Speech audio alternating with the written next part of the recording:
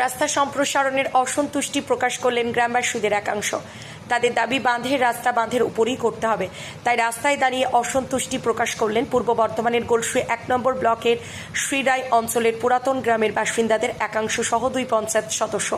এলাকার বাসিন্দা আনিসুর আলম মল্লিক জানিয়েছেন, শিল্লা থেকে গোহগ্রাম পর্যন্ত বাঁধের ওপর 7.2 কিলোমিটার রাস্তা সংস্কারের জন্য প্রায় 4,32,00,000 টাকা বরাদ্দ হয়েছে। এছাড়াও তিনি আরও বলেন, এই রাস্তা যদি পুরাতন গ্রাম থেকে বাঁধের নিচের দিকে করা হয় তাহলে ভবিষ্যতে যানবাহনের সংখ্যা বাড়লে জ্যাম হবার সম্ভাবনা থাকবে। তার ফলে স্কুল পড়ুয়া সহ গ্রামে আসা বাসগুলিও অসুবিধার মধ্যে পড়বে। শ্রীরায় গ্রাম পঞ্চায়েতের সদস্য শাহিন মণ্ডল বলেন, পুরাতন গ্রামের রাস্তাটা বাঁধের ওপরে হওয়ার কথা ছিল, কিন্তু সেটা বাঁধের নিচে হবে। আমরা সেটা চাইছি না, আমরা চাইছি বাঁধের রাস্তার বাঁধের ওপরই হোক। পঞ্চায়েত সদস্যকে বাঁধের নিচের দিকে রাস্তা হলে কি অসুবিধা হবে সেটা জানতে চাওয়া হলে তিনি বলেন, নিচের দিকে কোনো রাস্তা নাই, আমাদের বালিরঘাটের রাস্তা দিয়ে যাতায়াত করতে হয়। তিনি আশঙ্কা প্রকাশ করে বলেন, বালিরঘাটের রাস্তা কতদিন থাকবে সেটা ঠিক নেই, তাই আমরা চাইছি বাঁধের রাস্তা বাঁধের ওপরই হোক। এ বিষয়ে পঞ্চায়েত প্রধানের কাছে জানতে চাইলে তিনি বলেন, এই প্রকল্পটি পঞ্চায়েতের নয়, তাই ওই বিষয়ে এখনো কিছু বলতে পারবো না। সাথে বিষয়টি খতিয়ে দেখে সাধারণ মানুষের সাথে ঊর্ধ্বতন কর্তৃপক্ষের সাথে কথা বলবো। আমাদের যে পুরাতন গ্রামের রাস্তাটা বাঁধের উপর দিয়ে হওয়ার কথা ছিল, সেটা নিচে দিয়ে হওয়ার জন্য বলছে, কিন্তু আমরা ওইটা চাইছি না। বাঁধের রাস্তাটা বাঁধেই হোক, আমাদের বেরোনো কোনো রাস্তা নাই বাঁধ ছাড়া। নিচে দিয়ে হলে আমাদের কোনো রাস্তা নাই বেরোনোর, আমাদেরকে বালিঘাটের রাস্তা বহন করে বেরোতে হয়। তো বালিঘাটের রাস্তা তো সব দিন চলবে না বা থাকবেও না, তারা বিগত 5 বছরের মধ্যে হয়তো গুটি নিতে পারে। তো আমরা সেই বাইপাস দিয়ে আমরা যাব না, আমরা চাইছি বাঁধের রাস্তা বাঁধের উপর দিয়েই হোক। ওটা নিচে স্যাংশন ওরা করেছিল, আমরা ঠিক জানি না, আর আমরা ওই স্যাংশন ঠিক বলতেও পারছি না। আমরা চাইছি বাঁধের রাস্তা বাঁধেই হোক। তো আমাদের আরও সব আছে পার্টি, তারাই বলবে কিছু।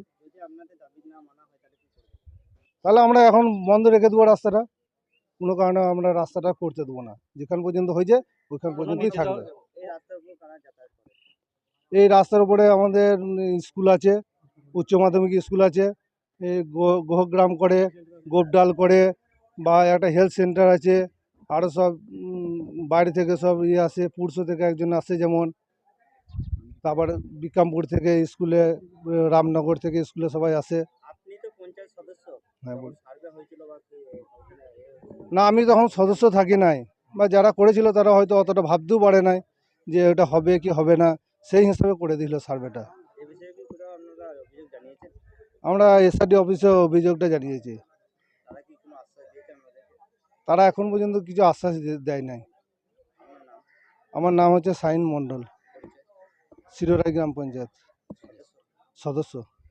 অভিযোগ হচ্ছে যে শিল্লা থেকে গোহগ্রাম যে 7.2 কিলোমিটার রাস্তা বাঁধ দিয়ে হওয়ার মানে যে স্যাংশন হয়ে আছে, সেটা অ্যামাউন্টটা হচ্ছে প্রায় 4,32,00,000 টাকার মতো।